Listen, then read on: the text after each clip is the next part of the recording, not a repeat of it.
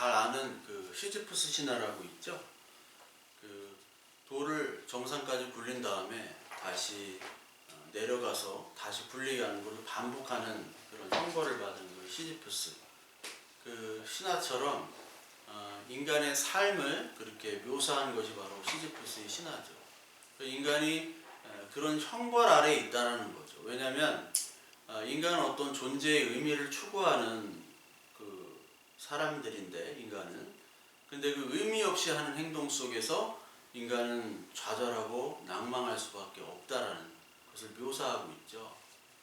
그래서 그 인간은 그 밥만 먹고는 살지 못하는 존재죠. 그래서 아무리 그가 직장이나 경제적인 여유가 있다던가 아니면 그 행복과 쾌락과 모든 것을 가졌다 할지라도 그것이 오래가지 않고 어떤 의미를 주지 못할 때는 사람은 견디지 못하는 것이 하나님이 만드신 인간의 존재입니다. 그래서 하나님께서 인간을 창조했기 때문에 인간은 늘 나는 어떤 의미를 가지며 나는 어떤 존재인가 라는 것을 품고 살 수밖에 없죠. 그것을 진리라고 얘기합니다. 진리를 늘 추구하는 것이 바로 인간의 본성입니다. 근데 진리라는 것은 불변해야 되는 것이고 또 보편적이면서도 절대성을 갖는 것이 진리죠. 근데 인간이 추구하는 모든 것들은 절대적이지도 않고 보편적이지도 않습니다. 늘 변하기 마련이죠. 그렇기 때문에 인간은 진리가 없기 때문에 공허할 수밖에 없어요. 시지프스처럼 열심히 돌을 굴립니다. 그러나 거기서 의미를 찾지를 못하는 거예요. 누구는 큰 돌을 굴릴 수도 있고요. 누구는 작은 돌을 굴릴 수도 있습니다. 누구는 산 정상까지 올라갈 수도 있고요. 산 정상까지 못 오는 사람도 있습니다. 그러나 결국은 그 돌은 정상에 있든지 산 중턱에 있든지 떨어져 내려서 다시 굴려야 되는 그런 형벌 속에 살아가는 것이 바로 인간이라는 거예요. 성경도 그렇게 묘사를 하고 있죠. 그게 죄라는 겁니다. 그래서 인간은 진리라는 것, 나와 그리고 나의 존재에 대한 불변하는 그런 진리, 그것을 발견할 때 우리들의 의미를 찾고 우리가 계속해서 나갈 수 있는 힘을 얻게 되는데, 그렇지 못할 경우에는 인간은 좌절하고 낭망의 상태라는 겁니다. 인간은요, 원래 처음에는 진리를 어디서 찾았냐면은 자연신에서 찾았습니다. 자연신에서 처음 진리를 찾았던 인간이에요. 그래서 자연을 가지고 신으로 삼았죠. 지금도 그런 분들이 있죠. 그러다가 이제 유일신으로 바뀝니다. 우리처럼 이렇게 유일신. 그래서 이 유일신이 특히 서구사회는 계속해서 유일신 신앙이 그 이성과 합리적인 시대 전까지 계속 이어졌죠. 그 르네상스 이후에도 이어졌고 과학주의 산업혁명 때도 거의 유일신이 이어졌어요. 근데 이 동양적인 사고에서는 신이 따로가 없죠. 왜냐하면 범신론적인 사고이기 때문에 자연과 인간이 하나고 신과 인간이 하나이기 때문에 분리가 안 됐어요. 그러다가 과학이 발전하고 이성과 과학의 시대가 된 거죠. 이성과 과학의 시대. 이게 신이 돼버린 겁니다. 이성과 과학의 시대. 그러다가 지금은 어떻게 됐습니까? 지금은 다원주의죠. 다원, 실용. 돈 되는 게 최고고요. 자기한테 유익한 게 최고고, 그리고 뭐든지 자연도 유일신도 이성과 과학도, 그리고 이것들을 다 믿는 사람조차도 다 맞다라는 것이 다원주의예요. 그러니까 이러한 신의 변천사가 있는데 이 신의 변천사는 다 어떤 환경이 변해서 그렇죠. 특히 이 이성과 과학 시대 때 많은 사람들이 이성, 과학 이게 진짜 진리인가 보다. 이거밖에 맞는 것이 없다. 플라톤이 수학을 절대시한 것처럼 수학과 과학, 이것이 맞는구나 라고 했지만, 수학도요, 제가 보니까 괴델이라는 수학자가 있었죠. 불완전성 원리라는 게 있더라고요. 수학도 완전하지 않고, 특히 거시와 미시 사이에 그런 부조화가 있죠. 물리학에서. 잘 아시다시피 미시에는 중력이 작용하지 않기 때문에 물질의 위치와 속도와 거리를 그 아인슈타인 전까지 그 과학에서는, 그 전통적인 과학에서는 그것들을 다 계산할 수가 있었는데 우리가 수학으로 그걸 다 풀지 않습니까? 위치, 속도, 뭐 미적분, 뭐 어떻게 하는지 모르지만. 근데 미시의 사회에 가면은요, 미시의 세계에 가면은 이것들이 구해지지가 않는 거예요. 위치를 구하면 속도를 모르겠고, 속도를 구하면 위치를 모르겠고. 이상한 거예요. 그래서 이거를 확률로 바꿔버렸습니다, 과학을. 그 하이젠베르크의 불확정성 원리는 확률로 바꿔버리는 거예요.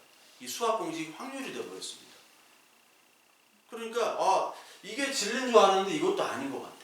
특히 이성과 과학이 막 발전하던 시기에 마지막 종지부를 찍은 게 1차 대전, 2차 대전, 그리고 우리 한국전쟁, 월남전. 계속해서 지금도 전쟁이 벌어지잖아요. 앞으로도 전쟁은 있을 거고요. 대규모 전쟁도 있을 수도 있어요. 어떻게 오리라고는 상상이 못 됩니다. 근데 전쟁 때 우리의 인간의 이성과 합리와 양심이 없어지잖아요. 그렇죠? 전쟁은 우리에게 그걸 교훈하는 겁니다. 인간의 이성과 합리성이 얼마나 거짓인가를 보여주는 게 바로 전쟁입니다. 전쟁과 이런 과학의 발달을 통해서 다른 세계가 알려지므로 이것도 신이 아니야. 이것도 우리가 믿을 수 있는 게 아니야.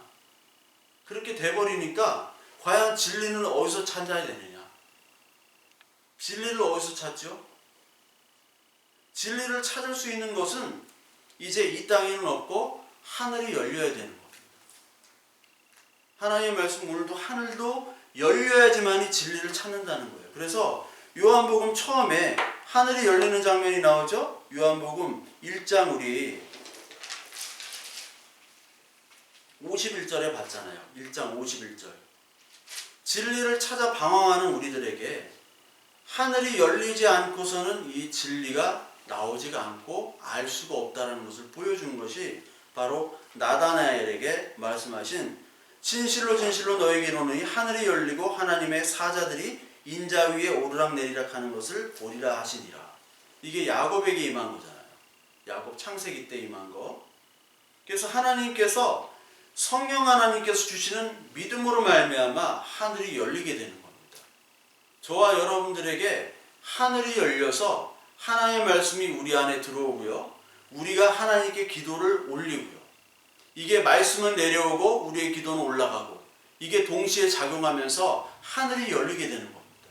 그래서 하나님의 나라가, 그 하나님의 다스림과 하나님의 말씀이 이것이 진리구나 하도록 하나님께서 우리들을 깨닫게 하시도록 믿음을 주시는 것이 바로 하늘이 열리는 거예요. 그동안은 죄로 막혔죠. 하나님과 소통이 되지 않았어요. 그랬던 우리들이 이제 하늘이 열림으로 말미암아 소통이 되는 것을 얘기하고, 소통이 되는 가장 대표적인 인물로 나다나엘을 이스라엘로 예정해서 내가 무화과나무 아래에 있을 때부터 내가 너를 알았고 불렀다. 이게 예정의 의미입니다. 저와 여러분들이 이 땅에 있을 때, 이 땅에 태어나기 전에 창세전부터 하나님께서 이미 예비하시고 언약을 주신 그 하나님의 자녀임을 오늘 성경에서 얘기하시는 겁니다. 그래서 우리는 이미 하나님 나라의 비밀을 아는 자들이죠. 그렇기 때문에 진리를 안 자고 진리를 통해서 우리가 자유한 자기 때문에 하나님께서는 우리들을 아버지가 되시고 우리가 하나님의 자녀가 된 것이고, 그러므로 말미암아 다른 사람들은 이 진리가 무엇인가, 과연 왜 사는가, 나는 누구인가 계속해서 고민을 하지만 우리는 그런 고민을 하나님께서 은혜로 해결해 주셨다는 겁니다. 그 비밀과 계시를 우리에게만 허락해 주셨다는 거예요. 골로새서 2장 우리 한번 보겠습니다. 골로새서 2장에 그런 말씀이 있죠. 2장 2절부터 3절까지 보면, 이는 그들로 마음의 위안을 받고 사랑 안에서 연합하여 확실한 이해의 모든 풍성함과 하나님의 비밀인 그리스도를 깨닫게 하려 함이니, 그 안에는 지혜와 지식의 모든 보화가 감추어져 있느니라. 그러니까 하나님 나라의 비밀과 지혜를 하늘이 열림으로 우리가 깨닫게 된 그런 예정된 복된 자녀라는 거예요.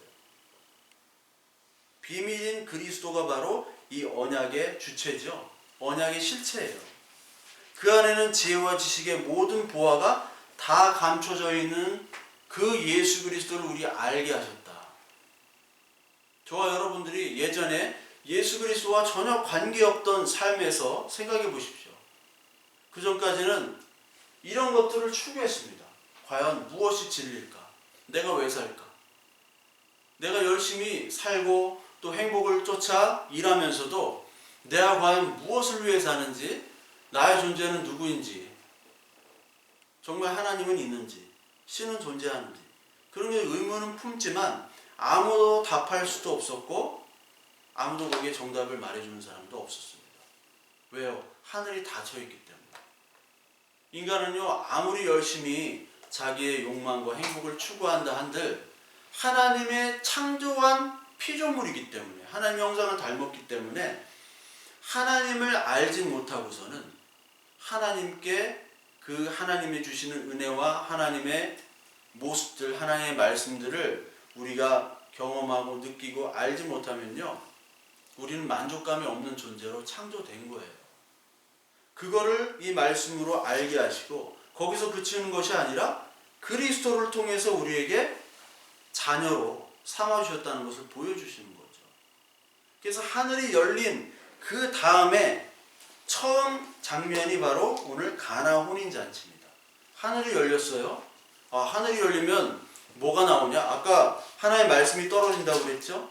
그리고 우리는 그 말씀을 통해서 하나님의 자녀로서 아버지가 생겼으니까, 진짜 아버지가 생겼으니까 우리는 하나님께 구할 수 있는 겁니다.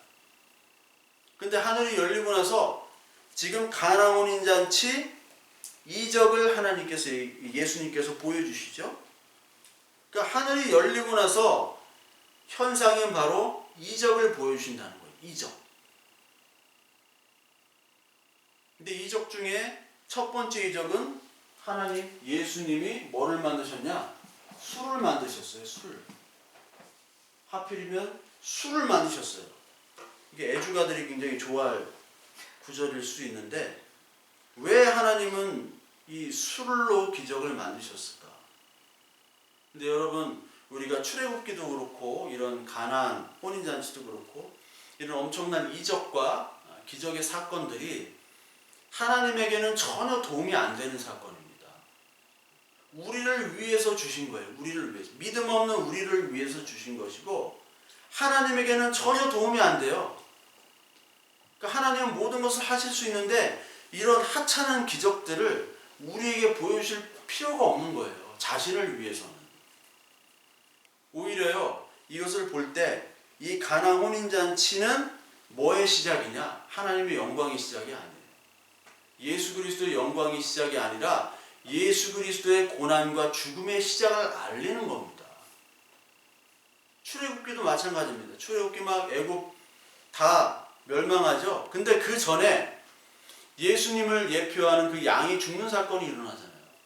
희생을 상징하는 거예요, 사실은 출애굽이. 근데 우리는 뭐만 봅니까? 야, 하나님의 능력으로 이걸 다 때려부시는구나. 우리에게 능력을 주시옵소서. 이적을 허락하여 주시옵소서. 그것만 보는 거예요. 그러니까 예수님께서도 이적을 자신을 증명하려고 이 이적을 사용하신 적이 한 번도 없습니다. 단 한 번도 없어요. 하나님이 뭘 또 증명하겠어요? 증명해봐야 본인한테 유익이 안 되는 겁니다. 아니, 엄청난 부자가, 백조 가진 부자가 뭘 증명하겠어요? 뭐 백조 가진 부자가 뭐 슈퍼카 한 20대 있다고 해도 만족합니까? 그거 가지고 증명이 안 돼요. 그냥 그렇게 큰 부자들은 워렌 버핏처럼 햄버거 먹고 다녀요. 햄버거 먹고. 그냥 버스 타고 지하철 타고 다닙니다. 뭘 증명할 필요가 없어요. 근데 사람들은 알죠. 아, 진짜 부자인데. 꼭 가짜들이 막 빚내가지고 차 사고요, 집 사고요. 그러다 가난해지잖아요. 예수님께서는 자신을 위해서 증명한 것이 아니라 오직 뭐를 하러 오셨냐? 예수 그리스도 자신이 십자가에 죽으러 오신 분이에요. 오늘 이적은 뭐냐면 여러분들 잘 아시죠? 이적은 예수님을 나타내는 것. 예수님의 모습과 예수님이 어떤 분이신가, 예수님과 하나님이 하시는 일을 나타내기 위한 하나의 과정으로 이적을 주신 겁니다. 이거를 여러분 명심하시고, 그리고 예수 그리스도의 희생이 시작되는 게 바로 이 가나안 포도주 변화예요. 그래서 하늘이 열린 다음에 이적을 먼저 주세요. 왜냐하면 많은 사람들이 믿질 않기 때문에, 말씀이 없기 때문에. 일단 이적부터 하나님이 주십니다. 그러니까 저와 여러분들 모든 사람들이 기적을 원하지 않는 사람들은 없습니다. 다 기적을 원해요. 내 인생에 정말 기적 같은 일이 있으면 좋겠다. 뭐든지 정말 횡재했으면 좋겠다. 우리의 믿음에서도 정말 이런 이적 같은 일이 일어나면 내가 좀 더 잘 믿을 수 있을 텐데, 좀 더 하나님을 깊이 알아갈 수 있을 텐데. 맞습니다. 반드시 한 번쯤은 있어야 돼요. 있는 게 필요하고 또 굉장히 유용합니다. 좋은 겁니다, 이적은. 왜? 그리스도로 가기 위한 좋은 수단이기 때문에. 예전에 제가 신학교 다닐 때 하늘에 속한 사람이라는 책이 있었어요. 윈 형제라고, 하늘에 속한 사람. 이게 엄청나게 팔렸는데 저도 뭐 읽었는데 막 베드로처럼 막 천사가 등장하고, 감옥에 갇혔는데, 이 사람이 중국 사람인데 뭐 옥문이 열리고 자동적으로 열리고, 뭐 사도행전 같은 그런 기적들을 담았어요. 이게 진짜인지 아닌지. 근데 그 순간에는 뭐 사라졌어. 어떻게 뭐 하는 짓인지 모르겠어요. 근데 그런 경험이 있을 수 있습니다, 당연히. 그런데 문제는 뭐냐면 이런 개인적인 체험과 간증들을 너무나도 좋아한다는 거예요. 그래서 하나님의 말씀을 보면서 내 삶 속에서, 내 마음 속에서 적용하고 그 말씀에 따라 살아가고, 그 말씀이 무엇인가를 우리가 바라보는 것이 중요한 것이 아니라, 많은 사람들이 뭐를 하냐면 자극적인 것, 자극적인 체험들을 좋아해요. 그래서 하나님의 말씀을 하나씩 강해하고 이렇게 하는 그런 설교보다는 뭐 새롭게 하소서 이런 거 이런 거는 뭐 100만 회씩 그냥 찍습니다. 간증이니까 내게 변화됐습니다. 은혜롭죠, 좋죠, 되게. 이런 거 했으니까. 근데요, 제가 그런 것들 은혜롭다고 하고 그런 것들 하는 분들, 목회자를 비롯해서 다 보면 하나님의 말씀을 물어보면요, 정말 모르는 분들이 너무나 많아요.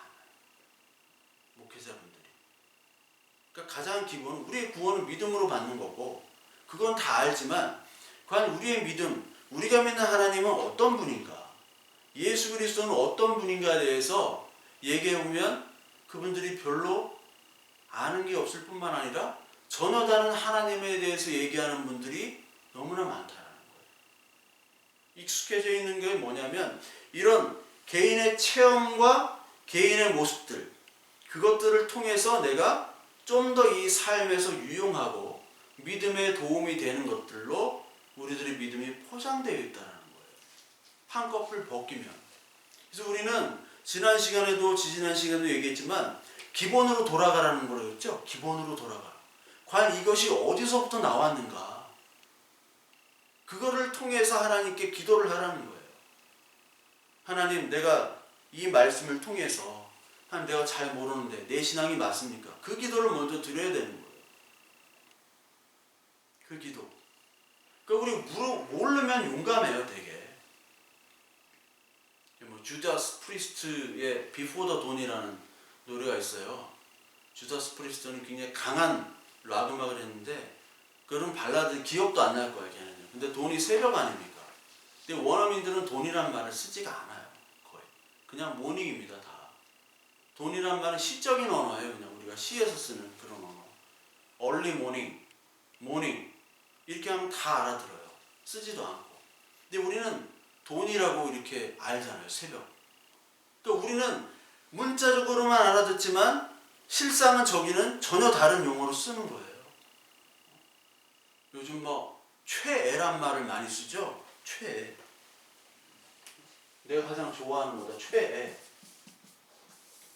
이게 중국말입니다. 중국 애들이 퍼뜨린 거 같아요. 분명히 내가 볼 때는. 중국말로 쭈이아이라고 가장 좋아하는 거를 최애라고 얘기해요. 이게 분명히 중국 애들이 퍼뜨린 거예요. 이게 어디서 왔는지, 뭘 해야 되는지, 이건 과연 어떤 의미인지, 어떤 의도인지, 이거를 모르고 우리는 너무나 많이 사용하고요. 그냥 그것을 믿음으로 사용하고 전통으로 얘기하고 그렇게 얘기해버리는 거예요. 그것이 아니라 진짜 중요한 것은 진짜 하나님의 말씀, 원뿐인 하나님의 말씀이 어디 있느냐. 이것은 체험에 있는 것이 아닙니다. 주관적인 체험이 아니라 하나님의 말씀이 있어요. 그렇기 때문에 이적이라는 것은 하나님의 뜻과 그리고 예수 그리스도를 나타내는 것이기 때문에 그 이정표이기 때문에 이 이적에만 머물면은 그것이 죄라고 그랬죠. 그래서 예수님께서 많은 이적을 행하셨는데 끝까지 이적만을 고집하는 사람들에게 악하고 음란한 세대라고 얘기를 하셨어요. 내가 너에게 보여줄 표적은 요나의 표적밖에 없다. 그러니까 우리 말고도 많은 종교들이 표적이 있어요. 신비한 체험을 하고요. 설명을 불가한 그리고 자기의 위안과 기쁨들이 다 있죠. 근데 아까도 얘기했듯이 이적은 예수 그리스도를 알기 위한 이정표로의 이적이에요. 우리가 알기 위한 기적만을 바란다? 이거는 사실은 불순종한 모습입니다. 그 이적을 누구를 위한 거예요? 예수님을 위한 게 아니라 나를 위한 이적일 때는 이게 불순종의 모습이죠. 그래서 많은 사람들이 만나라는 체험을 하잖아요. 광야에서. 근데 만나를 먹고 죽었습니다. 그리고 예수님이 참 만나가 오셨는데 그 참 만나를 원하지 않는 거예요. 먹고 죽을 만나만을 원하는 겁니다.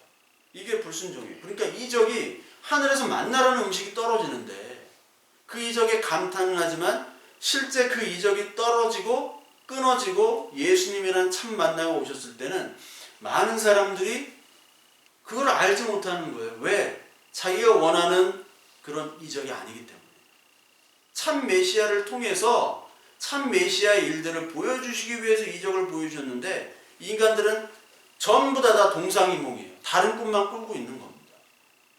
그러니까 물어보면 다 하나님이 달라. 자기가 원하는 하나님이. 어떤 하나님은 정치적인 하나님이에요. 어떤 하나님은 경제적인 하나님이에요. 어떤 하나님은 지식적인 철학적인 하나님이에요. 어떤 사람은 무조건 기적의 하나님. 다 다릅니다. 그러니까 인간의 오해가 여기서 나오는 거죠. 누가복음 12장 13절에도 뭐 그때도 재산 상속의 문제가 있었나 봐요. 그래가지고 형제들끼리 아버지가 상속을 줬는데 억울하다. 나는 상속을 못 받았다. 그래서 예수님을 찾아와요. 재판관을 해달라. 그러니까 인간이 예수님은 재판관으로 오신 게 아니에요. 니들 뭐 민사, 형사 그런 거에 재판관으로 오신 게 아니라 우리의 생명을 주시고 그리고 심판하러 오신 분입니다. 재판이 아니에요. 재판해가지고 왜 답을 얻으려고 합니까? 자기 편으로 예수님이 이런 말을 했다. 나도 이런 권리가 있다. 나도 유산의 권리가 있으니까 좀 내놔라. 그 근거를 마련하려고 하는 거거든요. 예수님을 전혀 다른 예수님. 성경에서 하나님의 뜻으로 보이는 그 예수님의 일이 아닌 다른 예수로 보는 겁니다. 이적만 계속 보여주면요. 이런 문제점이 생겨요. 그래서 예수님께서는 이적은 여기까지.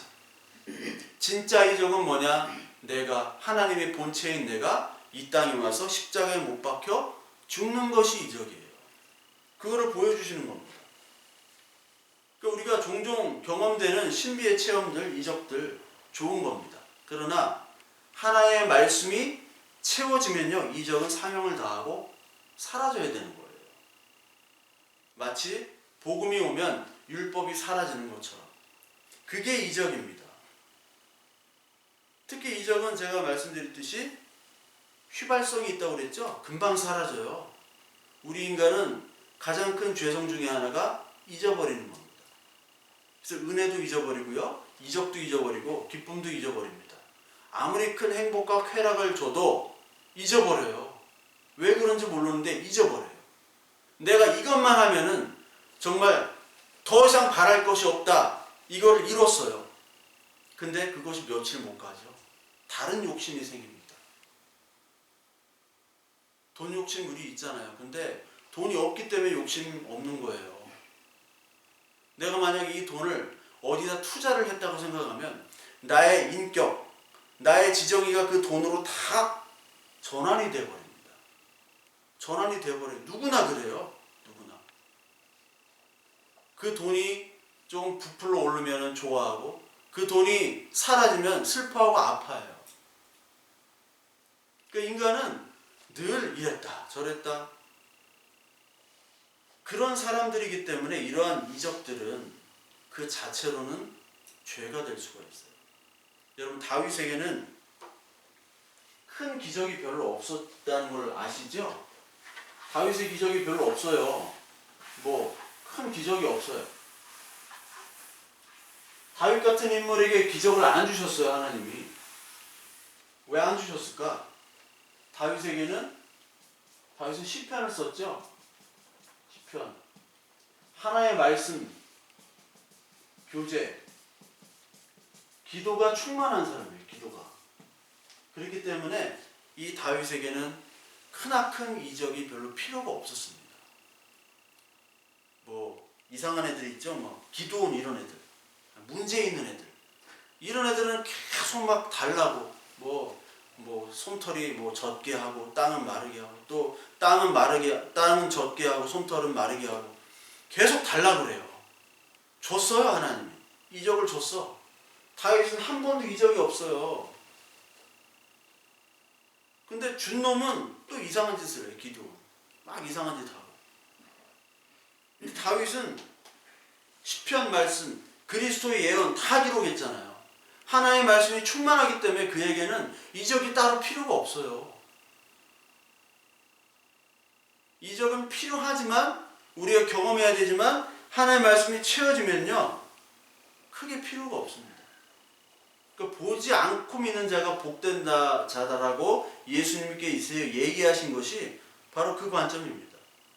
많은 기적을 보여줬지만 너희들은 다 나를 배신하고 나를 죽였지 않느냐. 그렇죠. 많은 이적을 베풀었는데도 불구하고 예수님을 죽였습니다.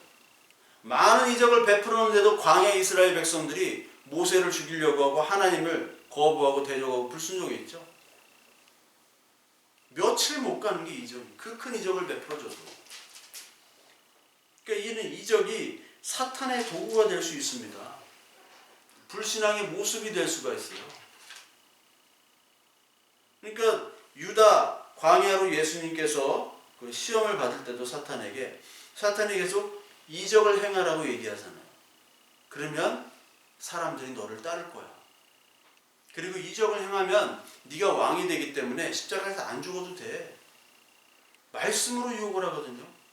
이적과 말씀으로 사탄은 계속 얘기해. 성경에 기록되어 있잖아. 그러니까 이런 이적들은 애굽 술사도 이적을 했고요. 많은 사람들이 오늘도 이적을 베풉니다. 근데 그 이적들이 사탄의 길이 될 수 있고요. 멸망의 길이 될 수도 있는 겁니다. 그리스도를 표방하지 않으면. 우리 마태복음 24장 우리 예수님께서 마지막 때 이렇게 얘기하십니다. 마태복음 24장 23절에 그때 사람이 너에게 말하되 보라 그리스도가 여기 있다 혹은 저기 있다 하여도 믿지 말라.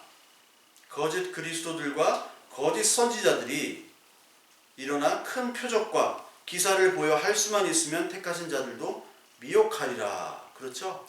거짓 선지자들, 거짓 그리스도들이 큰 표적과 기사를 벌인다고 그랬습니다. 계시록 13장에도 나오죠. 계시록 13장에 예수 그리스도를 흉내내는 그런 짐승이 있죠. 13장 12절에 그가 먼저 나온 짐승의 모든 권세를 그 앞에서 행하고 땅과 땅에 사는 자들을 처음 짐승에게 경배하니 곧 죽게 되었던 상처가 나은 자라.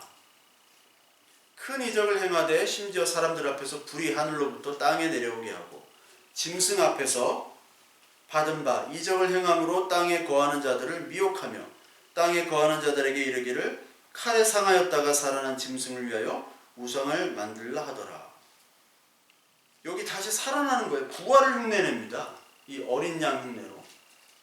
양이 나오고요. 짐승이 양 흉내를 내고, 그리고 양이 있는데 뿔이 있고 용처럼 말을 한대요. 11절에. 상했던 것이 다시 상처가 나는 거예요. 부활을 흉내내는 겁니다.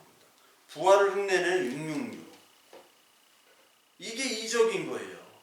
이적이 예수 그리스도가 아닌 사탄의 도구로 쓰임받는 겁니다. 그러니까 여러분, 많은 이적을 행했던 목사들이 있어요. 그런 성도들이 있습니다. 근데 끝이 안 좋아요. 다 끝이 안 좋습니다. 한결같이 안 좋아요. 한결같이. 이적이 사탄의 도구가 된 겁니다. 그러니까 우리가 체험은 상당히 중요합니다. 그러나 그 체험이 하나님의 말씀보다 우위가 되면 안 돼요. 그것만을 만족하고 그거에서만 은혜를 찾는다면 굉장히 위험합니다. 오늘 하늘이 열린 다음에 처음 이적을 혼인잔치를 베푸셨고 술을 만드셨어요. 포도주를 만드셨습니다. 술이라는 것은 왜 술을 만드셨냐? 사실 이게 기쁨이에요. 우리나라는요, 세계적인 기준으로 봤을 때는 대부분이 알코올 중독자라고 보시면 됩니다. 술. 그 외국은요, 술 한 잔 딱 놓고 2시간, 3시간 커피처럼 마셔요. 그 부부끼리, 노부부끼리 마셔고, 안주가 뭐냐? 쪼꼬바 이런 거. 쪼콜릿, 사탕, 그런 거예요. 근데 우리는 어떻게 합니까? 폭탄주죠, 주로. 대포. 주로 포야. 왕대포, 폭탄주. 폭탄을 좋아해. 그러니까 한국적인 이 혼인잔치와 혼인잔치에 나오는 술과 그 외국에서 말하는 술은 좀 구분을 해줘야 돼요. 여기도 동양입니다. 이 이스라엘은 동양이에요. 동양. 이라크, 이스라엘, 사우디 이쪽은 다 동양이고 이란부터는 서양이에요. 이란, 인도는 다 아리아 계통입니다. 모습도 다르고 체격도 달라요.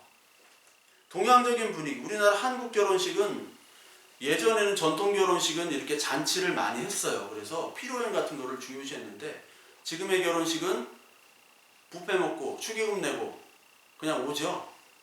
예시간 20분 하고 다음 팀이 또 기다리고 있으니까 이게 아수라장이야. 뭘로 결혼하는지를 모르겠어요. 이게 결혼식인지 아닌지도 모르겠고. 근데 외국에는요, 결혼식보다 피로연이 더 중요하죠. 그래서 저도 한번 그 düsseldorf라는 그 독일의 도시가 있습니다. 거기 가가지고 이 결혼식을 한번 참석했는데 거기 가니까 이제 독일하면 맥주 아니에요. 맥주가 굉장히 중요합니다. 독일에는 수백 종류의 맥주가 있습니다. 지역별로 다 달라요. 근데 독일 맥주들은 상당히 특이하고 맛있는 거는 정말 맛이 좋아요. 근데 거기 결혼식은 딱 하고 피로연을 하는데 뭐 독일 음식이 별로 없어요. 그 족발, 학센 슈바인이라고 족발, 감자, 뭐 바베큐, 소시지 그거밖에 없습니다. 맛도 없습니다. 독일 음식은 사람이 먹을 수 있는 음식이 아니에요. 독일이나 영국, 폴란드, 체코 이런 데는 도저히 먹을 수가 없어요. 먹을 게 없어요. 그냥 돼지족발밖에 없어요. 근데 가장 중요한 건 뭐냐면 음식보다도 맥주가 떨어지면 안 돼요. 그래서 거기 서빙하는 뭐 친구인지 모르겠어요. 그 신랑 친구인지 뭐 동생인지 모르겠는데 자꾸 저한테 그냥 술을 막 맥주를 계속 먹여가지고 계속 그냥 맥주를 갖다 줘요 저한테. 그날 사실은 제가 그날 끝나고 저녁에 벨기에로 갔다가 벨기에에서 버스 타고 런던으로 다시 가는 날이었거든요. 외삼촌 집에 있다가. 근데 하여튼 뭐 홀짝홀짝 잘 마셔가지고 기차에서 하여튼 벨기에까지 잘 자고 갔는데 맥주가 떨어지면 안 되는 거예요. 맥주가. 음식은 어느 정도 떨어져도 돼도 맥주가 떨어지면 이게 흥이 안 나는 거예요. 막 댄스 파티하고 막 서로 하는데. 우리가 여기 이 혼인잔치 때 가장 중요한 게 술입니다. 술. 기쁨, 술, 포도주. 포도주가 떨어졌어요. 포도주가 떨어졌다는 것은 잔치가 떨어졌고 기쁨이 사라졌다는 말입니다. 즉 그리스도의 은혜의 기쁨이 사라졌다는 얘기예요. 마태복음 26장 27절부터 8절까지 보면 이 포도주 마지막 만찬을 예수님이 하시죠. 만찬을 하시면서 얘기하십니다. 또 잔을 가지사 감사기도 하시고 그들에게 주시며 이르시되 너희가 다 이것을 마시라. 이것은 죄사함을 얻게 하려고 많은 사람을 위하여 흘리는 바 나의 피 곧 언약의 피니라. 이 포도주와 떡을 나누면서 이 포도주에 대해서 뭐라고 얘기하셨냐? 언약의 피래요. 성경의 포도주는 심판의 피와 언약의 피 두 종류가 같이 나옵니다. 계시록에 보면은요, 그 악인들을 포도주 틀에 넣고 막 밟는 거예요. 피가 나오죠? 포도주가 막 나오죠? 그걸 심판으로 묘사하는 거예요. 동시에 그 피는 구원의 피입니다. 언약의 피예요. 이게 마태복음 26장 27절부터 28절까지. 이게 성만찬을 하시는 거예요. 떡과 포도주로. 죄사함을 얻기 위해서 많은 사람들을 위해서 흘리는 피가 바로 언약의 피고 이것이 포도주입니다. 혼인잔치 때, 혼인잔치는 우리와 예수 그리스도와 같이 만나는 잔치이기 때문에 그 잔치 때는 포도주가 없으면 안 되는 거예요. 기쁨의 잔치이고 기쁨의 포도주가 있을 때 계속 그 잔치가 유지되는 거죠. 잔치하러 왔는데 포도주가 없다. 이거는 잔치 끝난 겁니다. 오늘도 포도주가 있어야 되는 포도주가 떨어졌어요. 하나님의 나라 잔치가 스톱됐다는 얘기예요. 그 포도주만이, 즉 예수 그리스도의 죽으심만이 하나님의 나라 혼인잔치가 이루어질 수 있는 유일한 조건입니다. 근데 이게 떨어졌어요. 떨어지니까 이 엄마인 마리아가 뭐라고 얘기합니까? 야, 떨어졌다. 응? 예수님한테 얘기해요. 뭔가 좀 마술을 부려봐라, 그거 아니에요. 그러니까 예수께서 이르시되 여자여 나와 무슨 상관이 있나이까? 내 때가 아직 이르지 아니하였나이까. 여기서 내 때라고 얘기해요. 요한복음에는 7번의 내 때가 나옵니다. 내 때. 그게 여러 곳에 있는데 뭐 한 3곳만 한번 찾아보죠. 요한복음 7장 30절에 요한복음 7장 30절에 보면요. 그들이 예수를 잡고자 하나 손을 대는 자가 없으니 이는 그의 때가 아직 이르지 아니하였음이로라. 이게 나오고요. 8장 20절에 보면 이 말씀은 성전에서 가르치실 때 헌금 앞에서 하셨으나 잡는 사람이 없으니 이는 그의 때가 아직 이르지 아니하였음이로라. 그리고 17장 한번 보겠습니다. 17장 1절에 보니까 이런 말씀이 있어요. 예수께서 이 말씀을 하시고 눈을 들어 하늘을 우러러 이르시되 아버지여 때가 이르렀사오니 아들을 영화롭게 하사 아들로 아버지를 영화롭게 하게 하옵소서. 이게 17장 1절이 정확하게 때가 나오죠. 이 때는 영화롭게 하는 것은 십자가에 못 박히는 때, 십자가 지시는 때를 얘기하는 겁니다. 그러니까 내가 십자가 지러 온 거잖아요. 예수님이 십자가 지러 왔는데 내가 포도주 만들어 온 사람이 아니야. 그걸 얘기하시는 거예요. 내 때가 아직 이르지 않았다. 그러나 포도주를 통해서 그 포도주가 언약의 피, 나의 피임을 보여주는 이적은 하시는 거죠. 그러니까 마리아도 지금 예수님이 자기 아들이 지금 뭐하러 오나는 몰라요. 당연히 모르죠. 인간이니까. 예수님이 얘기해도 이적을 베풀어도 말씀을 설파해도 아무도 알아듣는 이가 없었습니다.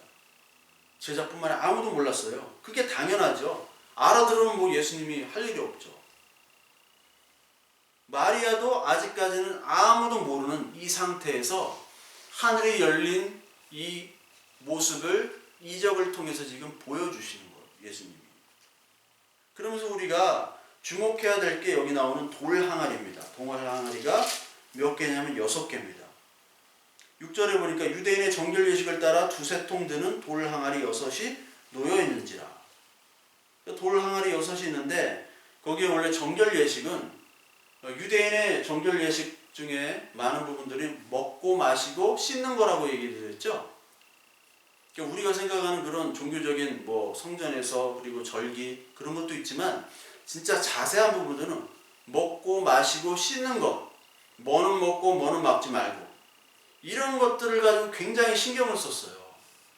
그러니까 안식일에 먹느냐 먹지 마느냐 그거 가지고 시비를 붙었죠.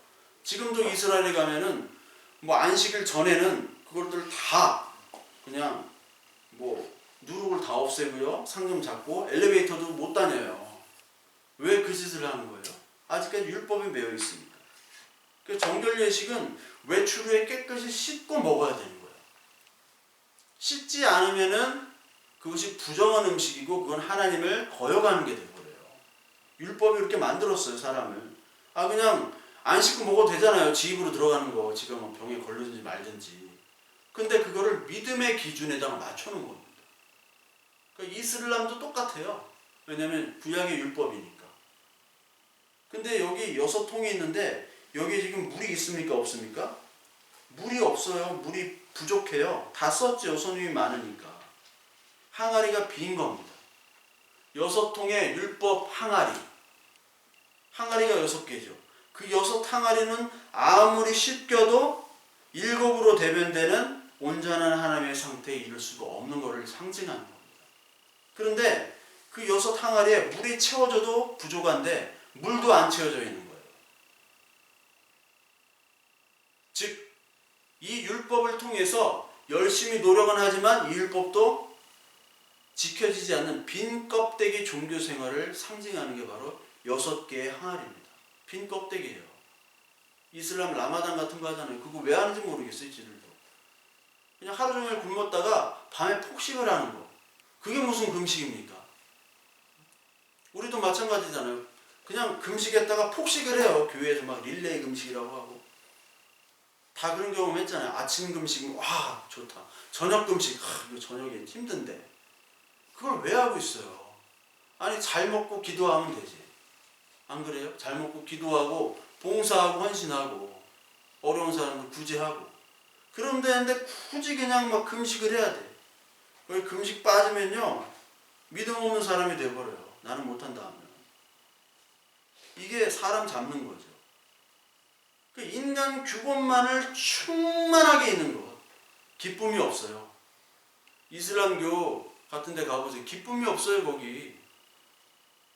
거긴 규범밖에 없고, 거긴 건물과 돈으로 이루어졌습니다. 그래서 오늘 이 가나 혼인잔치 그걸 하신 다음에 성전을 깨끗이 하신 것이죠. 처음에는 율법을 은혜로 만드시고 율법에 대해서 정죄를 하신 거예요. 이게 가나 혼인잔치가. 그 다음에 성전이란 건물을 정죄하시고 성전에서 장사하는 그런 돈을 정죄하신 거예요. 그러니까 율법과 그 규범과 건물 성전, 종교로 치장되는 건물, 그리고 돈은 같이 묶여져 있습니다. 그거를 주님은 심판으로 오셨어요. 그 기쁨의 술을 떨어진, 기쁨의 잔치여야 되는데 술이 떨어진 율법 잔치가 되어버렸어요. 얼마나 삭막해요, 율법 잔치. 지금도 뭐 상길이 형제가 전에 다니던 교회 밤에 밖에 나가지고 주일날 뭐 멀리 오잖아요. 멀리 오는 사람도 있으면 밥을 사 먹어야 되는데 코로나 때문에 도시락을 싸오라고 그런다면서요. 도시락을. 근데 여러분, 도시락을 싼다는 거는 시간과 돈의 여유가 있어야 사실 싸와요. 도시락도. 편의점에서 한 끼 해결하는 사람이 얼마나 많은데요. 도시락도 능력이 있어야 싸웁니다. 진짜. 시간이 있어야 되고요. 반찬이 있어야 싸와요. 멸치볶음, 김치국물 다 흘리고 이거 하기 힘들거든. 편의점에서 먹어야 돼요. 근데 그거를 정죄하잖아요. 저도 예전에 커피 자판기 뽑아 먹었다고 막 목사님만 뭐라고 하는데 저한테는 뭐라고 안 하더라고. 옆에 있는 3명한테만 뭐라고 하고. 맞을까봐 뭐라고 안 한 것 같은데, 그래놓고 막 뭐라고 하시고 전도지 막 1000장씩 주고 막 뿌리고 오라고. 전도하고 오라고. 왜 이걸 지켜야 되는지 모르고 힘들게 고생하는 거예요. 그걸 또 헌신이라고 그러고 인내라고 그러고 그걸 믿음의 자격, 하나님 나라, 교회의 어떤 구성원의 조건으로 걸어요. 이게 성경에 나와 있지도 않은데요. 왜 그런지도 모르고 아무도 모르는데 그냥 그렇게 돼버렸어요. 유대교가 그렇잖아요. 아무도 몰라. 예수님이 정한 것도 아닌데 예수님이 딱 와서 보니까 이게 지들 마음대로 법을 정해놓고 예수님까지도 정죄하는 거잖아, 이놈들이. 그러니까 사탄 마비죠. 그래서 예수님께서 뭐라고 얘기하시냐? 짐진 자들 내게로 오라. 짐진 자들, 너 진짜 율법의 짐이 너무나 많지? 쟤들이 정죄하고 율법의 짐으로 나를 괴롭히지? 그것부터 자유롭게 하기 위해서 예수님이 오신 겁니다. 그 혼인잔치에 왔더니 보니까 다 율법잔치네. 고통의 잔치예요. 자기 자랑의 잔치고 정죄의 잔치인 거예요. 기쁨이 하나도 없습니다. 우리가 신앙생활을 하고 교회에서 예배를 드릴 때 기쁨이 하나도 없으면 이게 문제가 되죠. 신랑 신부가 결혼식에 입장했는데 막 둘이 아주 막 죽을 상이에요. 왜?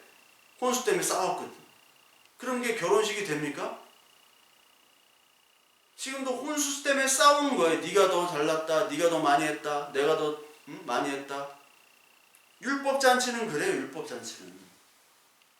그 결혼도 가정도 뭐 하나님 나라도 다 너나 나나 부족하고 허물 많은 사람이기 때문에 하나님의 은혜로 하나 돼가지고 열매 맺는 그 잔치가 기쁨의 잔치가 돼야죠. 거기는 반드시 포도주가 필요합니다. 은혜의 잔치, 기쁨의 잔치가 돼야 되는데 이게 율법의 잔치가 돼버리니까 얼마나 힘들겠습니까? 그러니까 인간이 스스로 만든 포도주는요, 맛도 없을 뿐만 아니라 금방 떨어집니다. 여기서 진리와 자유를 찾을 수가 없습니다. 예수 그리스도의 포도주만 가능해요. 잠깐 잔치는 있을 수 있지만 거기서 만족할 수가 없는 것이 인간이 만든 포도주, 인위적인 포도주, 그렇죠? 화학주 같은 거. 옛날에 나폴레옹이라는 안주가 아니라 양주가 있었는데 그거 먹다가 막 너무 속이 안 좋더라고. 화학주고 양주도 아닌 거. 스카치 위스키를 먹으면 속이 편한데 그런 그 더러운 술 같은 거 먹으면요 막 속이 뒤집어지거든요. 양주가 뭐 3,000원, 이게 말이 돼요 이게? 3,000원 막 5,000원. 나폴레옹. 그러니까 여러분 우리가 가지고 있는 여러 가지 노력과 힘과 능력을 가지고 쏟아내는 모든 것들은 우리가 인위적으로 만든 포도주예요. 맛도 없고요. 쉽게 떨어집니다.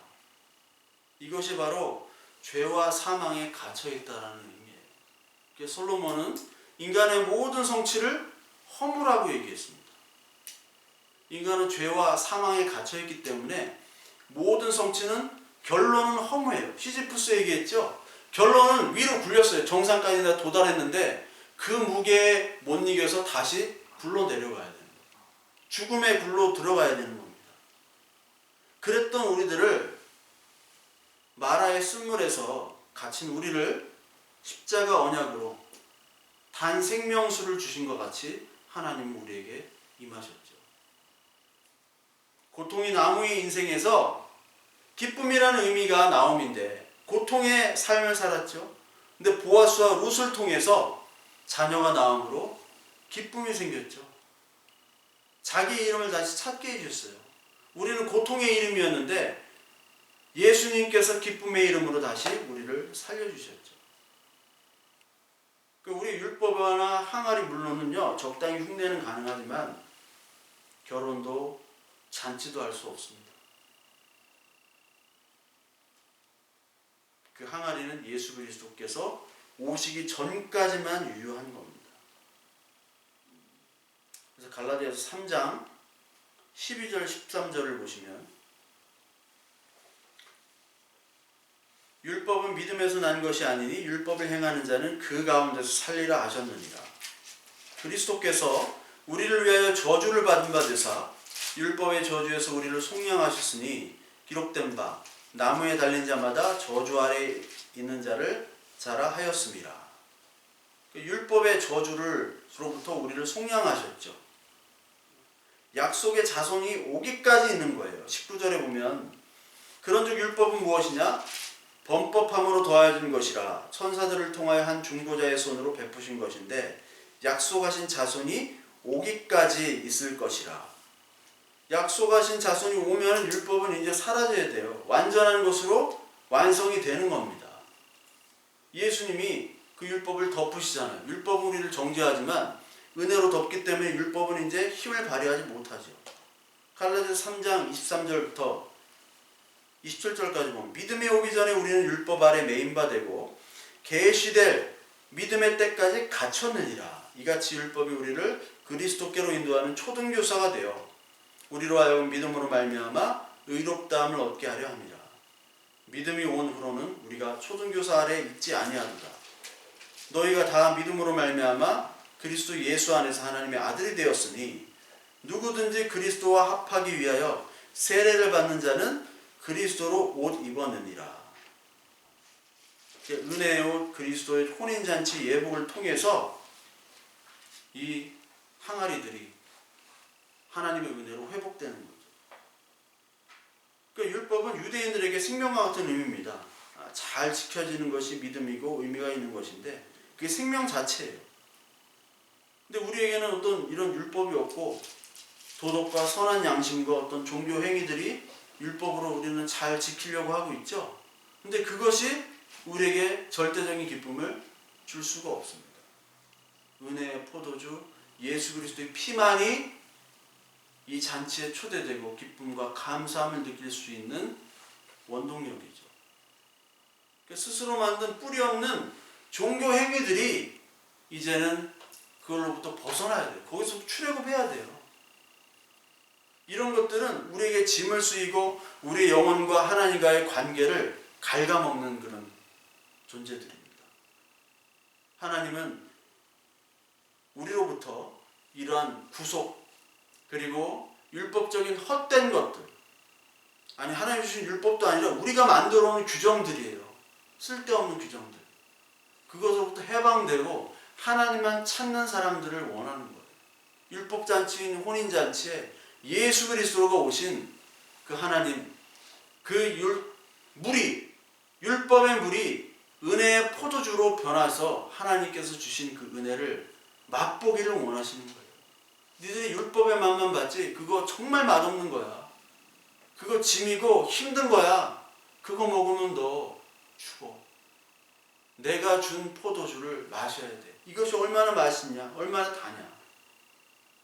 그걸 얘기하시면서 오늘 말씀을 마치고 계시는 겁니다. 여러분 예배 중요합니다. 가장 중요한 것이고 또 형식도 중요하죠. 그렇지만 가장 중요한 것은 그 예배 가운데 우리의 공예배나 삶의 예배 가운데 예수 그리스도의 포도주가 있는가? 삶에서 주시는 하나님의 은혜의 포도주, 기쁨의 포도주가 있는가? 그것이 가장 중요해요. 그거 없이 흉내낼 수 있습니다. 종교적인 흉내 얼마나 낼 수 있어요? 그러나 예수 그리스도께서는 인정 안 하신다. 저와 여러분은 무엇으로 지금 기뻐하고 있습니까? 포도주로 기뻐하고 계십니까? 스스로 자문해보고 계십니까? 자문해보시기 바랍니다. 나에게 정말 포도주로 기뻐하고 있는가? 포도주로 기뻐하는 그 잔치에 나는 초대되어 있는가? 아니면 무거운 막 빈 돌 항아리 가지고 오늘도 이 예배에 나왔는가? 그런 삶을 살고 있는가? 그렇게 헌신한다고 하면서 생활하진 않는가? 하나님 오늘 우리에게 은혜를 주셨습니다. 하나님 인간이 만든 그런 종교적인 행위들, 규정들 그것이 아니라 하나님의 말씀, 이 말씀의 포도주를 나에게 허락하여 주시옵소서. 나에게는 규정과 나에게 잘못된 그런 율법적인 판단들이 있다면 하나님께서 나를 고쳐주시고 하는 오늘도 하나님의 은혜 가운데 참된 예수 그리스도의 언약의 포도주를 맛보는 그런 우리 되도록 해달라고 저와 여러분 기도하시는 그런 귀한 주일 예배, 주일 삶 되시기를 간절히 소망합니다.